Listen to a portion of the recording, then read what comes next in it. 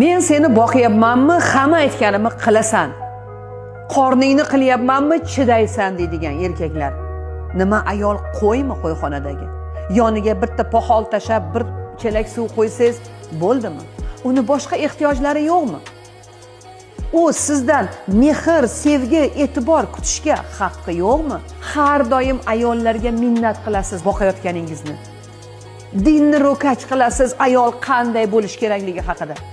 Lekin dinimizda ham aytib qo'yilgan, ayollarga mehribon bo'ling. Birorta ayolni ko'zini yoshini oqizgan erkak meni ummatim emas, ayollar sizga omonat deyilgan.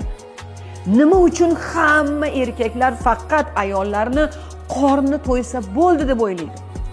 Bu dunyodan boshqa ehtiyoji yo'qmi ayolning?